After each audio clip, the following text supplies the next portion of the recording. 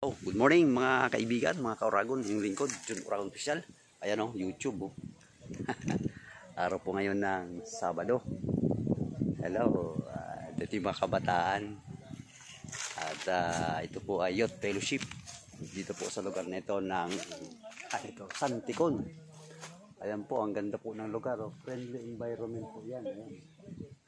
Ikutin po natin sa camera, no, mga kaibigan. Ayan po. Ganda po. Okay.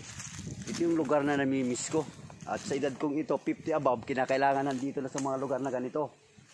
Kasi, alam mo, yung fresh na hangin ay napakalaga po niyan sa atin. May kasabihan nga tayo, health is wealth, mga kaibigan. Kaya maya-maya, meron tayong interview ng mga kabataan sa lugar na ito. No? Dahil, nung araw, bago naging matanda, naging tayong kabataan at isang maganda pong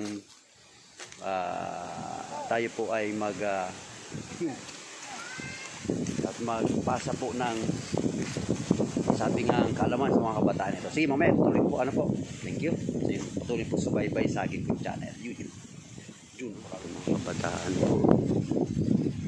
Ayan, kaway mamaya upload sa video Jun Uragon Official. Subscribe. Ito si Shalom. Hello Shalom. Concentrate. Ito po ay pa po dun sa unahan po. Ayan. So yan, yun po sa unahan po.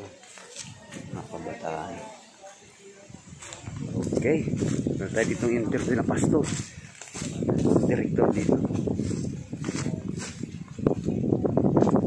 Ayan po. Umaga po mga pastor. Umaga po. Morning. Madam, good morning po ma'am. Okay. Ito po, salamat po. Pass, thank you. May laman yung termo. Snack. Okay, morning. Pwede tayo maikot dito sa loob. Yan. Ito yung mga kabataan. Hello. Gaganda nila Mamaya upload natin sa video sa TV ko, Jun Uragon Official, kitang-kita ko yan. Subscribe to channel. Ayan po. Ayan. Wow, ganda ng Angel Ito yung mga grupo ng mga kabataan. Ayan po sila. Ito yung mga kalalakihan. Ikakonti ang lalaki Ayan. Ito yung mga lalaki. Ito pa. Sa kabila. Ayan pa po. Iko.